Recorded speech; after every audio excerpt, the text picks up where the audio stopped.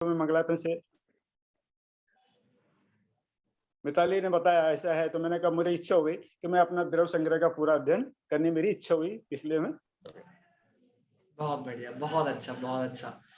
मिताली दीदी के आप पापा हैं, ये मुझे पहले वैसे पता लग गया था। ठीक है, अरविंद अंकल, ओके।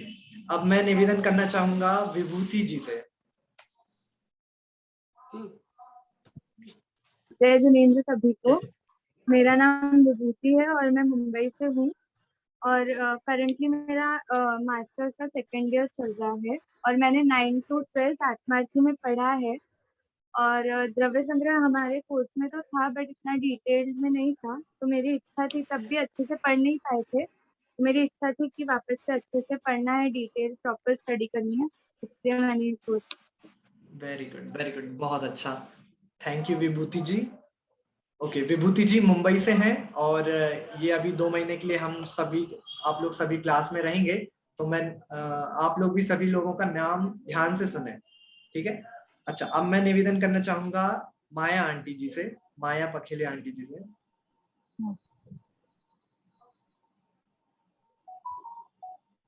हेलो जी, आवाज आ रही है आपकी।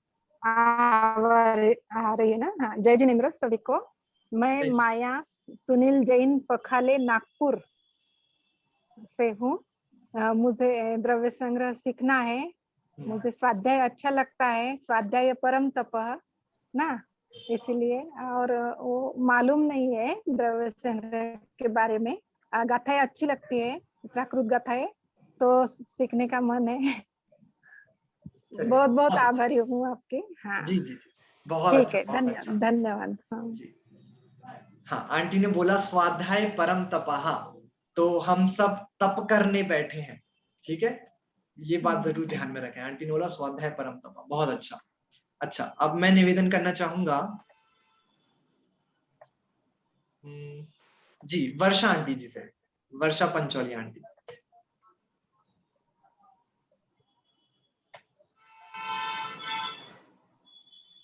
आंटी आप म्यूट हैं।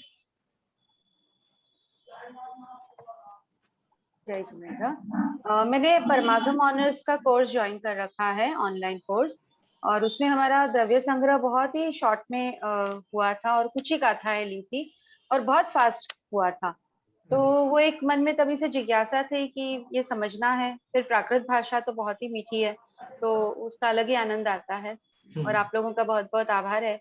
और मंगलायतन, विशेष करके मंगलायतन से मुझे बहुत ही एक अलग प्रकार का स्नेह था, जबकि मैं कभी गई नहीं, पर मुझे एक हमेशा से लगता था कि मेरे बेटे ने वहां पे एजुकेशन लेना चाहिए था। तो जब ये मिताली जी मेरी कलीग है क्लास में, तो उन्होंने बोला, तो I immediately took the opportunity. Thank you all of you. जय जिनेंद्र। थैंक यू, जय जिनेंद्र। बहुत अच्छी भावना है आपकी कि आप इस स्वाध्याय में जुड़ना चाहती हैं, द्रव्य संग्रह जी पढ़ना चाहती हैं। और एक बहुत ही अच्छी बात कही आंटी ने कि प्राकृत कितनी मीठी भाषा है, जिसका हमारे आचार्य देवों ने कितना प्रयोग किया है। मतलब हमारे जितने भी हमें ग्रंथ प्राप्त होते हैं, संस्कृत के अलावा और कुछ और भाषाओं के अलावा, मूल रूप से हमें प्राकृत जैसी भाषा में प्राप्त होते हैं ना। तो प्राकृत इतनी मीठी भाषा है, इतनी अच्छी भाषा है, उसको भी हमको पढ़ने को मिलेगा। बहुत अच्छा आंटी। अच्छा, अब मैं निवेदन करना चाहूंगा स्वर्णा चाची जी से। स्वर्णा चाची करेली की ही है, तो मैं उनसे भी निवेदन करना चाहूंगा वो अपना शॉर्ट इंट्रोडक्शन। जी चाची। सभी को जय जिनेंद्र। स्वर्णा जैन करेली से। द्रव्य संग्रह मैंने गाथा तो पढ़ी है, मेरी सासू माँ ने पढ़ाई थी, और उस समय तो थोड़ा अर्थ भी पढ़ा था, पूरा नहीं पढ़ा था, बीच में पूरा गाथा, मतलब प्राकृत भाषा अच्छी लगती थी, पूरा याद भी किया, लेकिन अभी फिर भूल गई, उसका थोड़ा विस्तार से पूरा करना, इसीलिए ज्वाइन की क्लास। धन्यवाद चाची, धन्यवाद। ये स्वर्णा चाची हैं, ये करेली की हैं और नियमित स्वाध्याय करती हैं, बहुत अच्छी स्वाध्याय जीव हैं। अभी मतलब न्याय मंदिर, हम लोग ने करेली में न्याय मंदिर का भी स्वाध्याय किया था, जिसके 2 द्वार हमारे कंप्लीट हो चुके हैं। तो चाची नियमित रूप से उस स्वाध्याय को अटेंड करती थी। तो ये थी स्वर्णा चाची करेली से, ठीक है। अब मैं निवेदन करना चाहूंगा, आपका नाम एंड्रॉइड ब्लू करके आ रहा है, मैं आपको पिन देता हूं जी। एक मिनट, म्यूट कर लीजिए, आप अनम्यूट कर लीजिए अपने आप को।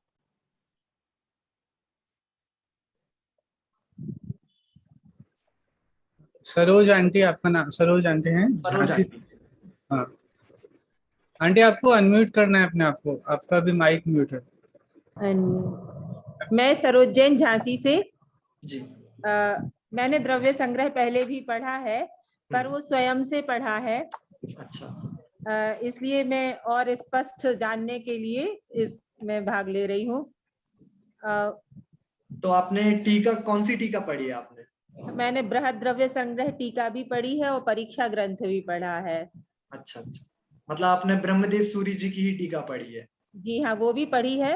और जो शॉर्ट में द्रव्य संग्रह, छोटी द्रव्य संग्रह होती है, लघु जिसमें द्रव्य खाली, हाँ लघु, वो भी पढ़ा है। बहुत अच्छा, बहुत बढ़िया, बहुत बढ़िया, बहुत बढ़िया। जी, मैं आपको ये भी बताना चाहता हूँ, ताई जी हमारे यहाँ झांसी में जो स्वाध्याय होता है वहाँ पे भी कराते हैं स्वाध्याय। इन्होंने द्रव्य संग्रह पढ़ाया भी है, और हमारी भावना है कि आप इस क्लास के माध्यम से हम सबको और भी बहुत सारी बातें बताएंगे, हम लोग बहुत कुछ करेंगे, ये हमारी भावना है। फिर तो हम सभी को आंटी जी से ही पढ़ना चाहिए, आंटी जी को नहीं, ज्यादा ऐसा ज्ञान नहीं होगा है। इसका। तो नहीं, आप बिल्कुल, आप अगर मैं कहीं पे भी गलती करूं, अगर आपको कोई बात ऐसी लगती है कि हाँ हमें सभी लोगों को ये बात जरूर पता लगनी चाहिए, तो आप बिल्कुल बीच में अपने आप को अनम्यूट करके आप हम सभी को वो बात बता सकती है सरोज आंटी जी। ठीक है, बिल्कुल। हम जैसे 12-13 लोग जितने भी रोज मतलब हमारे 3 दिन स्वाध्याय के लिए जुड़े, हम लोगों में कोई भी हिचकिचाहट ना हो, कोई वो बात ना हो कि अरे ये बैठ के कोई पढ़ा रहा है और हम बैठ के पढ़ रहे हैं, वो वाला संबंध ना हो, कि एक साधर्मी वाला जो संबंध है वही बना रहे। आप भी हमको कुछ नई बातें बताएं और शायद हो सके तो मैं भी आपको कोई नई बातें बताऊं, ऐसा हमारा एक संबंध होना चाहिए। तो जय जय जय जिनेंद्र, धन्यवाद सरोज आंटी। ये थी सरोज आंटी जी झांसी से। अब मैं निवेदन करना चाहूंगा नमन जैन से कि खुद को अनम्यूट करें और हो सके तो वीडियो भी ऑन करें। नमन जैन।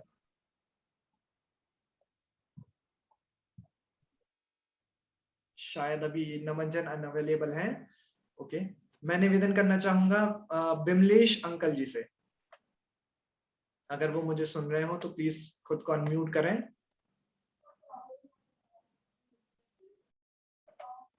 अच्छा, आंटी है,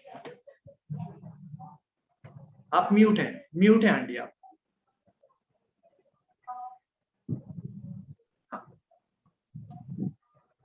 जय जिन जी। जय जिनेंद्र। मैं बड़ौद से बिलोंग करती हूँ और मैंने द्रव्य संग्रह पढ़ा है पहले भी, लेकिन कुछ ना कुछ नया जानने की इच्छा रहती है। और वैसे प्राकृत भाषा में मुझे बहुत ज्यादा इंटरेस्ट है शुरू से ही, और बस इसलिए कुछ नया मिलेगा मेरे को, इसलिए मैं पढ़ना चाह रही हूँ आप लोगों से। अच्छा, आपने पहले खुद से पढ़ा है या फिर किसी और से पढ़ा है आपने? मैंने पढ़ा भी है, अपने आप शुरू से पढ़ा भी है। अच्छा। हमारे यहाँ ब्रह्मचारी पंडित जी आया करते, उन्होंने पढ़ाया था शुरू में, जब छोटे थे ना, 8वीं-10वीं क्लास में पढ़ते थे। लेकिन ऐसा है कि मेरे पढ़ने का इंटरेस्ट है बहुत ज्यादा, बस कुछ ना कुछ है ना कि करना है एक्टिविटी। बहुत अच्छी भावना है आपकी, बहुत अच्छी भावना है। ये थी बिमलेश, आपका नाम बिमलेश ही है? हाँ जी, बिमलेश जैन। हाँ, ये बिमलेश आंटी हैं, ये बड़ौद से हैं, बड़ौद उत्तर प्रदेश में आता है। तो ये थी बिमलेश आंटी। ठीक है, चलिए, तो मेरे ख्याल से अभी हमारे क्लास में इतने ही लोग जुड़े हैं और सभी लोगों का इंट्रोडक्शन हो चुका है। आप सभी लोग ग्रुप में रहेंगे, बहुत अच्छा लगेगा अगर व्हाट्सएप ग्रुप पे भी ऐसी ही चर्चाएं, हमारे जो भी विषय हमने पढ़ा है उसकी चर्चाएं होते रहें। कोई प्रश्न है, कोई नई चीज आपने पढ़ी जो आपको ऐसा लगता है कि हाँ भाई हमारे क्लास के सभी सहपाठियों को पता होनी चाहिए, आप प्लीज अपने व्हाट्सएप ग्रुप में डालें। हम सभी उस पर चर्चा करने के लिए बहुत बहुत बहुत उत्सुक हैं, ऐसी मेरी भावना है। चलिए, तो आज मेरे ख्याल से अब हम अपनी क्लास को थोड़ी बहुत स्टार्ट कर सकते हैं, थोड़ा बहुत हमें पढ़ लेना चाहिए। मैंने आप सभी लोगों को एक शेड्यूल भेजा था व्हाट्सएप पे कि हम कौन सी क्लास में क्या क्या पढ़ने वाले हैं। वो मैंने एक एस्टिमेट बनाया है, वो एक अंदाजा बनाया है कि हम लगभग 24-25 क्लासेस में हमारा पूरा द्रव्य संग्रह जी का जो विषय है वो कंप्लीट कर लेंगे विथ रिवीजन। ठीक है, तो मैंने वो 25 क्लासेस का एक शेड्यूल बनाया था, बट हो सकता है कि कभी कभी कुछ प्रॉब्लम्स आ जाए, तो हो सकता है वो 25 से 30 क्लासेस भी हो सकता है। तो वो एक रफ एस्टिमेट है और हम कोशिश करेंगे कि हम उसी शेड्यूल के हिसाब से चलें, लेकिन वो थोड़ा ऊपर नीचे हो सकता है। तो मैंने एक पीपीटी तैयार करी है क्लास के लिए, मैं उसको खोलना चाहूंगा, फिर हम मंगलाचरण के द्वारा हम अपनी क्लास का प्रारंभ करेंगे।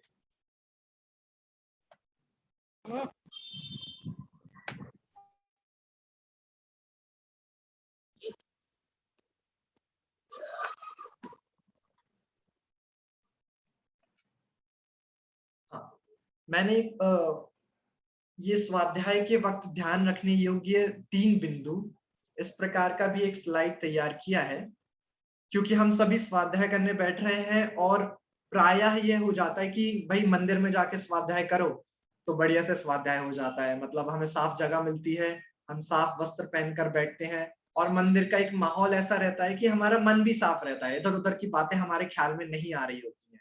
लेकिन जब हम घर पे बैठ के जूम पे ऑनलाइन स्वाध्याय कर रहे होते हैं तो प्रायः ये 3 गलतियां हमसे हो ही जाती हैं। ठीक है, हम माने चाहे ना माने, लेकिन हमसे ये गलतियां कभी कभार हो जाती हैं। तो मैं एक बार फिर से, हमारी क्लास प्रारंभ हो रही है, ये 3 बातों का हम हमेशा ख्याल रखेंगे जब भी कभी भी स्वाध्याय करें। पहला, साफ वस्त्र पहनकर स्वाध्याय करें। ठीक है। दूसरा, ये साफ जगह पर बैठकर स्वाध्याय करें। यदि आप घर में हैं तो अवॉइड करें कि हम बेडरूम्स में बैठ के स्वाध्याय ना करें। किचन में तो वैसे भी कोई स्वाध्याय नहीं करता। हो सके तो आपके जो हॉल है जहां पे कोई सोते ना हो, उस जगह को साफ कर कर अपनी एक पर्टिकुलर जगह बनाए जहां पर बैठकर आप स्वाध्याय कर सकते हो। तो एक साफ जगह अपने लिए स्वाध्याय के लिए नियमित तौर पर आप एक जगह फिक्स कर लें अपने स्वाध्याय की। तीसरी बात और सबसे इंपॉर्टेंट बात, साफ मन रखकर हम स्वाध्याय करें। ठीक है, हम स्वाध्याय करने बैठ रहे हैं, हम आचार्य देवों की वाणी को समझने के लिए बैठ रहे हैं, तो सबसे जरूरी बात तो ये है कि हम अपने मन को साफ रखें, हम अपने जो भाव है उनको अच्छा रखें, और सबसे महत्वपूर्ण बात ये कि हम अपना उद्देश्य क्लियर करके बैठें कि हम क्यों स्वाध्याय कर रहे हैं। क्या हम सिर्फ इसलिए स्वाध्याय कर रहे हैं कि भाई चलो हमें दूसरों को बताने के लिए हो जाएगा कि एक बार मंगलायतन से मंगल विद्यापीठ की क्लास लगी थी और उसमें द्रव्य संग्रह पढ़ा रहे थे और अनितेश भैया थे, मंगलार्थी हैं करेली के, उन्होंने बहुत अच्छे से द्रव्य संग्रह हमको पढ़ा दिया, हमने पढ़ लिया, 58 गाथाएं हमने पढ़ी है। क्या हम सिर्फ ये कहने को, सब लोगों को मतलब एक तरफ वाहवाही करने को अपनी इसलिए स्वाध्याय कर रहे हैं, या फिर हम सही में बृहद द्रव्य संग्रह, जिसमें द्रव्यों के बारे में बताया जाएगा, जिसमें तत्वों के बारे में बताया जाएगा, मोक्ष मार्ग के बारे में बताया जाएगा, उसको समझने के लिए और आत्म कल्याण करने के लिए बैठे हैं। तो ये साफ मन रखकर ही हम स्वाध्याय करें। इन तीनों बातों का आप जरूर जरूर जरूर ध्यान रखेंगे। मुझे इस बात की कोई भी मुझे डाउट नहीं है, क्योंकि आप सभी लोग स्वाध्यायी जीव हैं और आप सभी लोग इन बातों का ध्यान रखेंगे। चलिए, तो इसी के साथ अपन मंगलाचरण अपना प्रारंभ करते हैं। सभी लोग हाथ जोड़ लीजिए। नमो सीताराम नमो सिद्धार्थ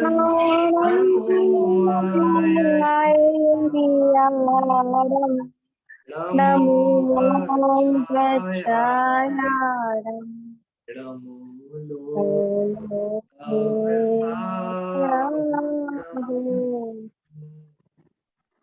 मंगलम भगवान वीरो मंगलम गौतम गणे मंगलम कुंदकुंदाद्यो जय धर्मोस्तु मंगलम सर्व मंगल मांगल्यम सर्व कल्याणकारकम प्रधानम सर्वधर्माणां जैनम जयतु शासनम जैनम जयतु शासनम जैनम जयतु शासनम। ये जो गाथा आप लोगों के सामने है, ये बृहद द्रव्य संग्रह जी की पहली गाथा है। इसका अभी अपन सभी लोग पाठ करते हैं और मंगलाचरण करते हैं। जीवम जीवम दव्वम जिणवर वसहेण जीण रे तिष्ठम देविंद विंद वंदम वंदे तम सर्वदा शिरसा। ये पहली गाथा है। और इसका पूरा अर्थ क्या है, भाव क्या है, ये तो हम कल समझेंगे। अभी मैं आपको एक दूसरी ओर लेके जा रहा हूं। अभी हम सभी लोग सबसे पहले तो एक हमारे कोई आप लोग में से बताएगा कि बृहद्रव्य संग्रह जी किन आचार्य ने लिखा है? अपने आप को म्यूट करके वो अनम्यूट करके वो बता सकते हैं। नेमी चंद्राचार्य जी ने। नेमी चंद्राचार्य जी ने।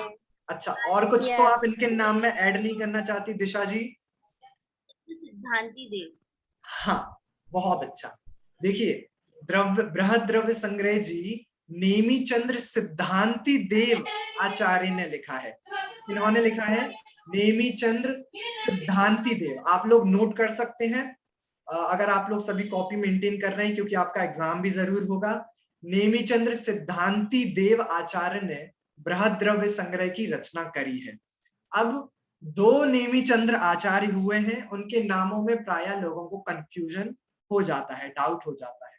एक तो है नेमी चंद्र सिद्धांति देव और एक है नेमी चंद्र सिद्धांत चक्रवर्ती। 2 आचार्य, नेमी चंद्र सिद्धांति देव और नेमी चंद्र सिद्धांत चक्रवर्ती। नेमी चंद्र सिद्धांति देव ने बृहद्रव्य संग्रह की रचना करी है। नेमी चंद्र सिद्धांत चक्रवर्ती आचार्य ने गोमट सार जी की रचना करी।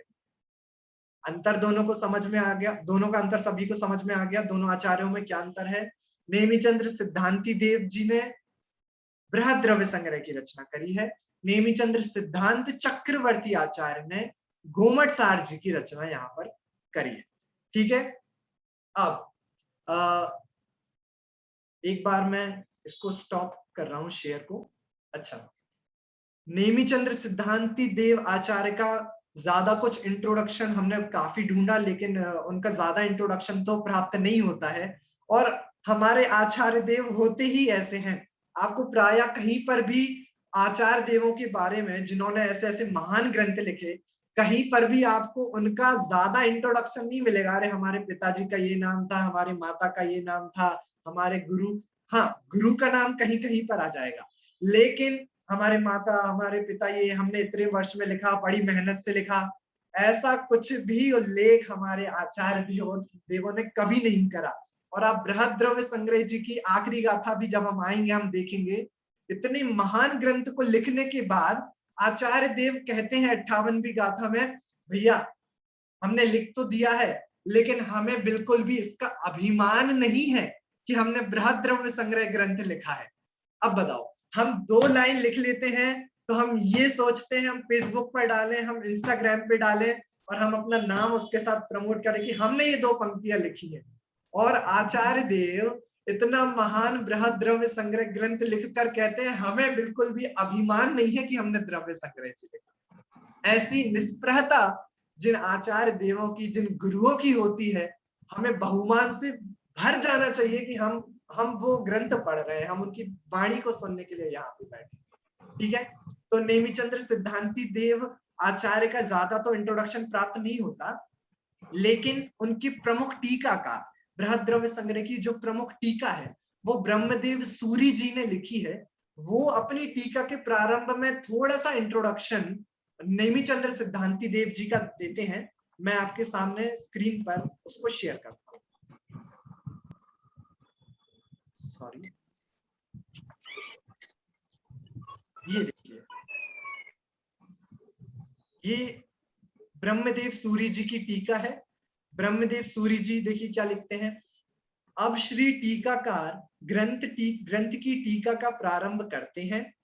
मालवा देश में धारा नगरी के अधिपति कलिकाल चक्रवर्ती भोजदेव राजा के संबंधी महामंडलेश्वर श्रीपाल के आश्रम नामक नगर में, नगर का नाम था आश्रम, श्री मुनिसुव्रतनाथ तीर्थंकर की चैत्यालय में शुद्धात्म द्रव्य के संवेदन से उत्पन्न हुए सुखामृत के रसास्वाद से विपरीत नारकादि दुखों से भयभीत परमात्म भावना से उत्पन्न हुए सुख रूपी सुधारस के पिपासु भेदा भेद रत्नात्रय की भावना के प्रेमी भव्य वर पुंडरीक राजकोष के कोषाध्यक्ष आदि अनेक राजकार्य के अधिकारी सोम नामक राजसेठ के निमित्त से श्री नेमीचंद्र सिद्धांती देव ने प्रथम 26 गाथाओं में लघु द्रव्य संग्रह बनाकर तदुपरांत विशेष तत्व के परिज्ञान के लिए बृहद द्रव्य संग्रह की रचना करी।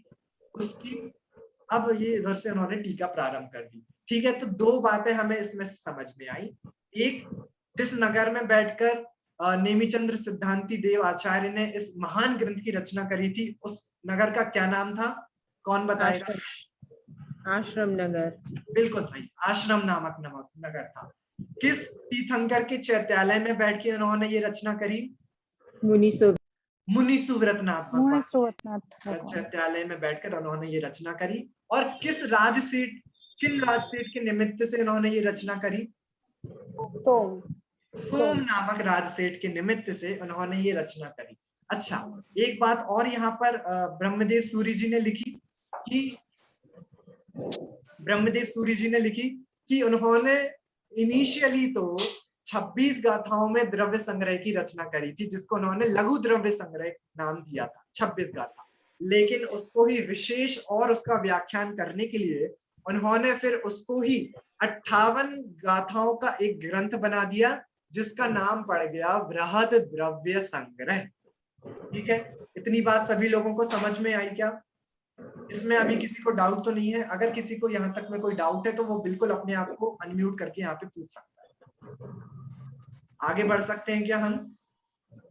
यस। ओके, ये था नेमीचंद्र सिद्धांती देव आचार्य का थोड़ा सा परिचय। और अब जो उनके प्रमुख टीकाकार हैं वो है ब्रह्मदेव सूरी जी। उन्होंने यह टीका जो अभी मैं आपको दिखा रहा था, उन्होंने द्रव्य संग्रह जी पर लिखी है। और ये टीका, इस टीका की मैं कितनी महिमा गाऊं, ये इतनी अच्छी टीका है कि आपको लगेगा जब आप इस टीका को पढ़ोगे कि ब्रह्मदेव सूरी जी कोई महान टीकाकार नहीं है, वह आपके मित्र हैं। और एक मित्र के नाते जो एक सिंपल भाषा में, जो एकदम फ्रैंक माध्यम से जो एक भाषा का परिवर्तन होता है और जो लेन देन होता है, बिल्कुल उसी तरीके से ब्रह्मदेव सूरी जी ने पूरी की पूरी टीका लिखी है। इतनी सुंदर टीका का विवेचन है, आपको पढ़ते पढ़ते इतना आनंद आएगा कि मैं बता नहीं सकता। दादी को बुला दो। ब्रह्मदेव सूरी जी की टीका बहुत ही सुंदर है। 1 मिनट के लिए बुला रही दादी जी। कोई कुछ कह रहा है? कोई कुछ कह रहा था क्या? अच्छा, चलिए ठीक है। तो ब्रह्मदेव सूरी जी की टीका बहुत ही अच्छी है। अब ब्रह्मदेव सूरी जी का थोड़ा सा इंट्रोडक्शन यदि मैं आपको दूं तो ऐसा माना जाता है ब्रह्मदेव सूरी जी, एक तो ये भी क्लियर नहीं हो रहा है कि यह कोई आचार्य थे, कोई मुनि थे, या फिर ये कोई विद्वान थे। दोनों ही मत अन्य जो विद्वान हुए हैं और उन लोगों ने शोध खोज करता है, उन्होंने दोनों ही मत दिए हैं। कोई कहता है सूर्य बता दो क्लास में, हो सकता है कि वो एक आचार्य हो या फिर क्या करना पड़ेगा, और कोई विद्वान भी हो सकते हैं। प्राय सभी लोग उनको एक विद्वान मानते हैं, ब्रह्मदेव सूरी जी को। कोई ये भी कहता है कि ब्रह्म जो उनके नाम में है वो उनके ब्रह्मचर्य का सूचक है, और कोई ये भी कहता है कि नहीं, उनका नाम ही ब्रह्मदेव था। अन्य और मान्यता क्या है ब्रह्मदेव सूरी जी की, कि उनकी एक मान्यता बहुत प्रसिद्ध ये है कि ब्रह्मदेव सूरी जी ने जो ये द्रव्य संग्रह जी की टीका लिखी है वो उसी चैत्यालय में बैठकर लिखी है जिस चैत्यालय में बैठकर नेमीचंद्र सिद्धांती देव आचार्य ने अपने द्रव्य संग्रह जी की रचना करी थी। उसी आश्रम नगर के उसी मुनि सुव्रतनाथ भगवान के चैत्यालय में बैठकर ब्रह्मदेव सूरी जी ने टीका लिखी है। ऐसा भी कई विद्वानों का और शोध खोजकर्ताओं की मान्यता ऐसी है। तो ब्रह्मदेव सूरी जी के बारे में भी इससे ज्यादा इंट्रोडक्शन हमें कुछ ज्यादा प्राप्त नहीं है, लेकिन भले ही कुछ उनका लौकिक, उनका कार्य वाला इंट्रोडक्शन हमारे सामने प्रकट ना हो, लेकिन हमारे सामने नेमीचंद्र आचार्य का ये महान ग्रंथ उपलब्ध है और ब्रह्मदेव सूरी जी की ये महान और अद्भुत टीका उपलब्ध है। इससे ज्यादा इंट्रोडक्शन मेरे ख्याल से हम सभी को आवश्यकता नहीं है, क्योंकि दोनों ने ही जो गजब की तत्वों की बात इस ग्रंथ में बताई है, वो उनकी काबिलियत, वो उनका तत्व प्रेम और वो उनकी अंदर की भावना को बिल्कुल साफ साफ प्रकट कर देता है। ठीक है, तो ये तो था हमारे दोनों जो विद्वान है नेमिचंद्र सिद्धांति देव और ब्रह्मदेव सूरी जी का थोड़ा थोड़ा इंट्रोडक्शन। अब हम जो ग्रंथ पढ़ने वाले हैं उसका भी मैंने थोड़ा सा इंट्रोडक्शन तैयार किया है, और ये सबसे ज्यादा महत्वपूर्ण है। हमारे 8-10 हो गया है टाइम, हमारे पास 5 मिनट शेष है, लेकिन मैं आपसे 10 मिनट का टाइम और चाहूंगा। आज हमारी क्लास भी थोड़ी लेट चालू हुई थी, क्योंकि ये टॉपिक आपको समझना थोड़ा जरूरी है कि हम पहले से, और ये मेरी थोड़ी शैली भी है पढ़ाने की, और ये शैली होनी भी चाहिए कि हम पढ़ने क्या वाले हैं। द्रव्य संग्रह जी मैंने आपको बोल दिया, उसमें 58 गाथाएं हैं। यदि मैं आज से ही आपकी पहली गाथा चालू कर दूं कि ये लो भैया पहली गाथा, ये दूसरी गाथा, ये तीसरी गाथा, तो ना आपको ये पता है कि आचार्य देव किस कॉन्टेक्स्ट में कौन सी बात कह रहे हैं। पहली बात तो ये गलत हो जाएगी। दूसरी बात ये गलत हो जाएगी, आपको कुछ भी डिवाइडेशन पता नहीं रहेगा, कौन सा अधिकार चल रहा है, क्या चल रहा है, ये आपको समझ में नहीं आएगा।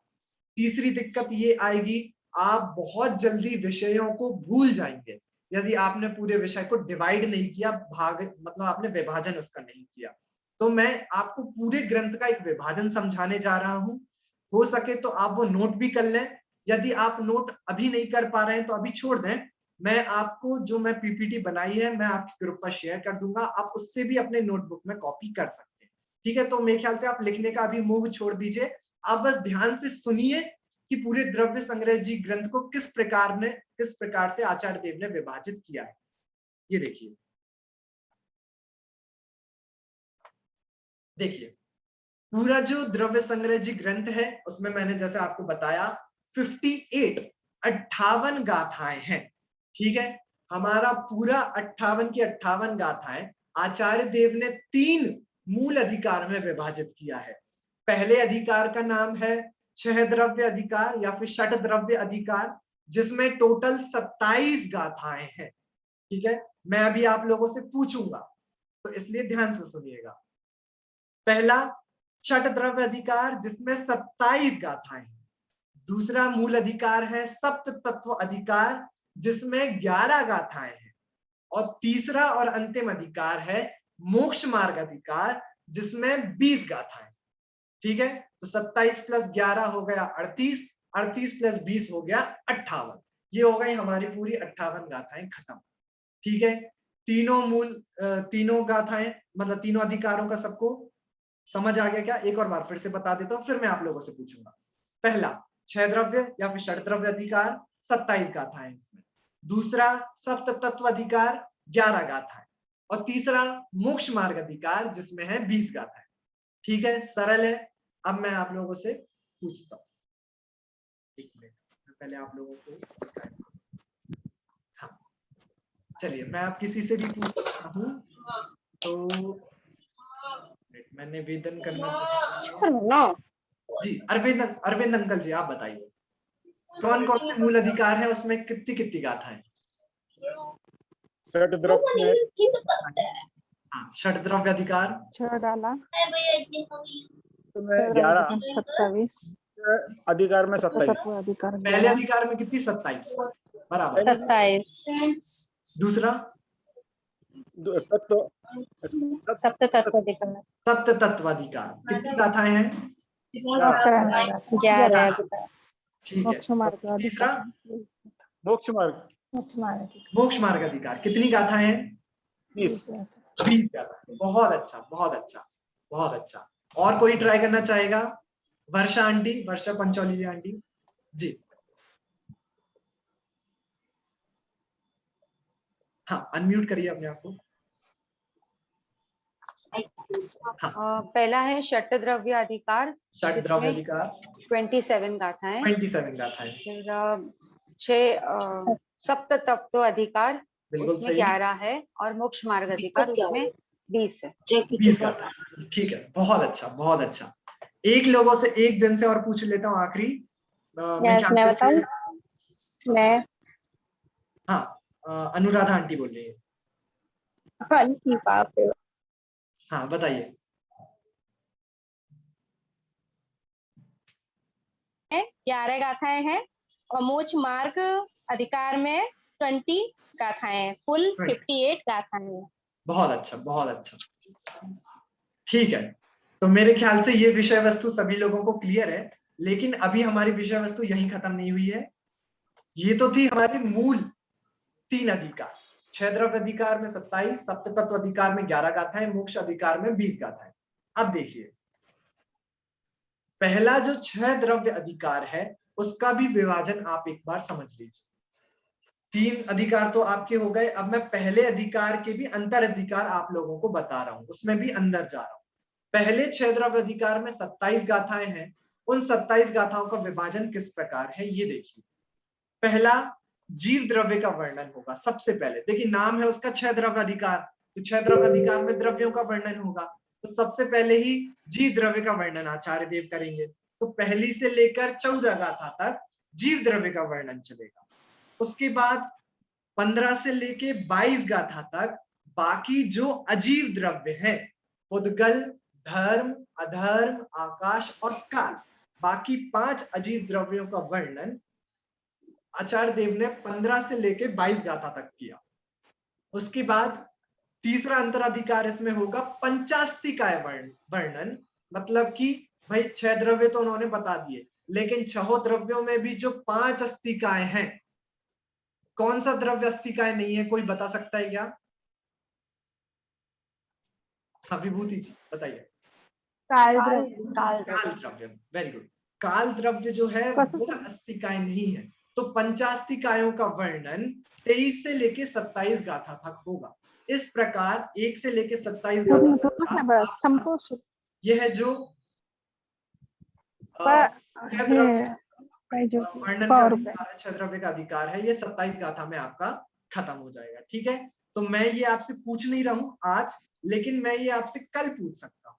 ठीक है, तो मैं इतना क्यों जोर दे रहा हूं आप लोगों को कि आपको ये याद रहे, क्योंकि अगर आपको ये याद रहेगा तो आपको विषय वस्तु भी देखना आप बिल्कुल आपको याद रहेगा।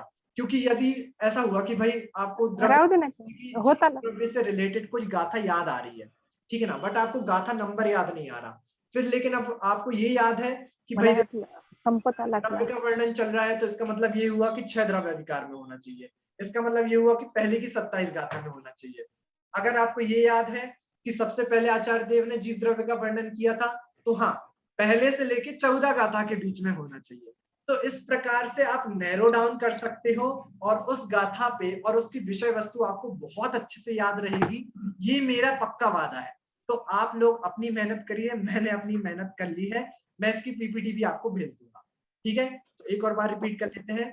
हमारे 3 मूल अधिकार, 6 द्रव्य अधिकार जिसमें 27 गाथा, दूसरा सप्त तत्व अधिकार जिसमें 11 गाथाएं, तीसरा मोक्ष अधिकार जिसमें 20 गाथा। ठीक है, तो 6 द्रव्य अधिकार के हम और अंदर गए। जीव द्रव्य का वर्णन 1 से 14 गाथाएं, जीव द्रव्य का वर्णन 1 से 14 1 से 14, 15 से 22 गाथाएं और पंचास्तिकाय वर्णन 23 से 27 गाथाएं। ठीक है, बहुत अच्छा। ये था हमारा पहला अधिकार। दूसरा अधिकार कौन सा था हमारा? सप्त तत्व का अधिकार। ठीक है, टोटल गाथाएं उसमें है 11। आपकी स्क्रीन के सामने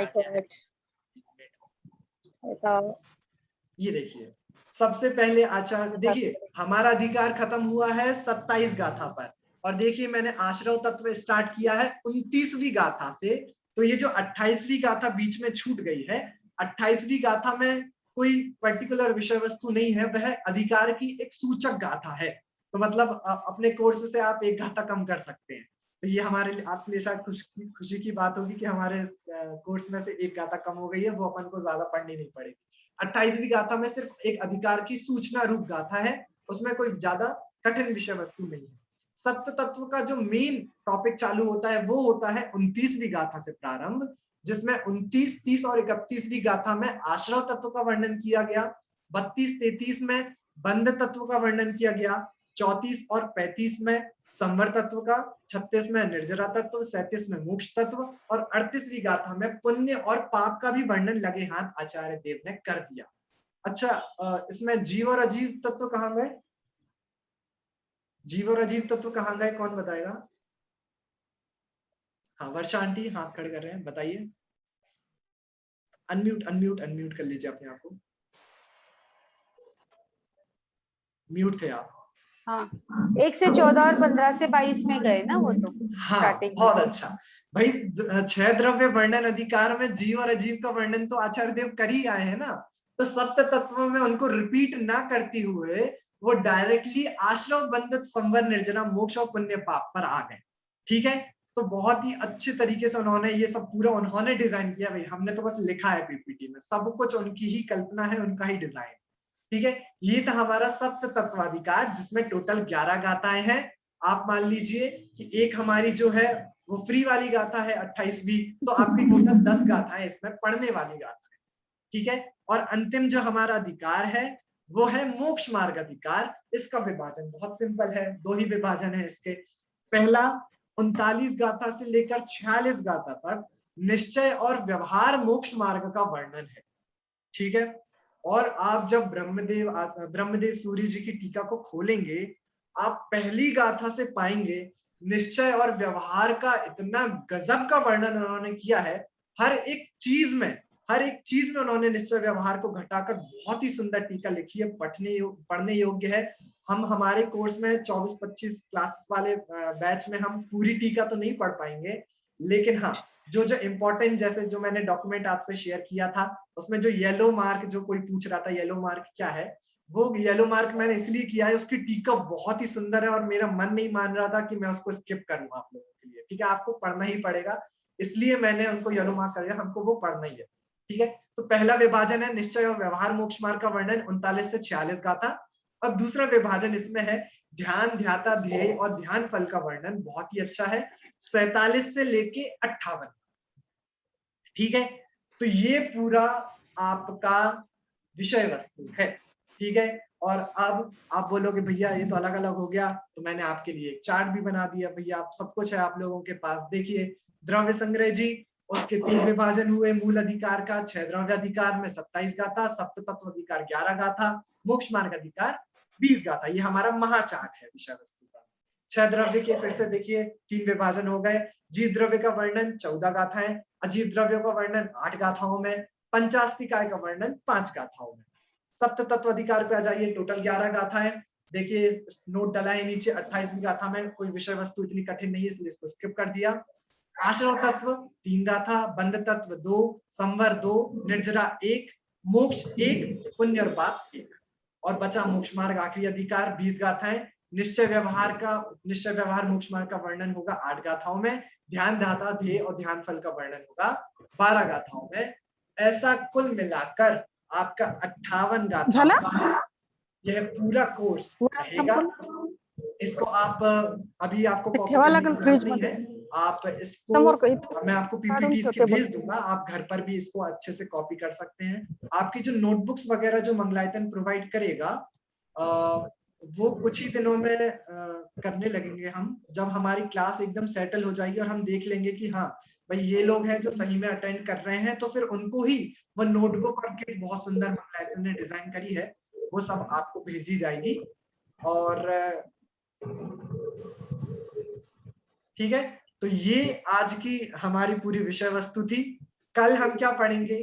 कल हम पढ़ेंगे हमारी पहली गाथा, मंगलाचरण वाली गाथा, और जो हमारा कल वाला भी थोड़ा विषय वस्तु है हम उसको भी लेने का ट्राई करेंगे, जो हमने आपके शेड्यूल में भेज दिया है। ठीक है ना? आप लोगों को आज की क्लास में अच्छा लगा होगा ऐसी मेरे को उम्मीद है। मैंने आप लोगों के लिए जितना सरल हो सकता है, द्रव्य संग्रह जैसा महान ग्रंथ है, मैं चाहता हूं कि हम सभी लोग उसको इस प्रकार से पढ़ें कि हम सभी को हमेशा याद रहे वो। ठीक है ना? और कभी भी आप अपने नोट्स को उठाएं, आपको 10 मिनट लगे या फिर मेरे ख्याल से आधा घंटा या फिर 1 घंटा लगा, और आप पूरा का पूरा द्रव्य संग्रह रिवाइज कर लें। तो जैसे हमारे स्कूल्स में पढ़ाई होती है, कॉलेजेस में जैसे लेक्चर्स लिए जाते हैं, उसी प्रकार से हम पढ़ाई करेंगे। और कोई भी डाउट हो, हम लोग 24 घंटे आप लोगों के लिए उपलब्ध हैं। ग्रुप पे मैसेज करिए, मुझे कॉल करिए। हाँ, अंतर अधिकार जैसे अभी मैंने आपको बताए थे, हर अंतर अधिकार के बाद हम एक मिनी क्विज रखेंगे। ठीक है, याद रखिएगा, हर अंतर अधिकार के बाद हम एक टेस्ट क्विज रखेंगे आप लोगों के लिए, और उसमें जो लोग भी अच्छा प्रदर्शन करेंगे उन लोगों के लिए प्राइज भी रखेंगे। तो ये सब छोटे छोटे और भी चीजें हैं, ये सब आपको और भी बताते जाएंगे। आप लोगों को बहुत मजा आएगा, बहुत आनंद आएगा। द्रव्य संग्रह हम पढ़ने वाले हैं, महान नेमी चंद्र आचार्य सिद्धांति देव जी का ये महान ग्रंथ है। स्वाध्याय में बहुत आनंद आएगा। आज की जो भी विषय वस्तु हमने पढ़ी है, आप सभी लोग घर से जरूर कल रिवाइज कर, हमारा परसों क्लास होगी, परसों आप लोग सभी लोग रिवाइज करके आएंगे, ऐसी मेरी आशा है आप सभी लोगों से। और यदि कोई भी सुधार करना हो, कोई भी गलती हो, आप बेझिझक मुझे बताएं। मैं मोस्टली आप सभी लोगों से बहुत छोटा हूँ, तो गलतियां जरूर होंगी, आप बिल्कुल मुझे बताएं। इसी मंगल भावना से आज की अपनी क्लास यहाँ पे खत्म होती है। चलिए 9 बार ओंकार मंत्र पढ़कर अपन सभी लोग क्लास को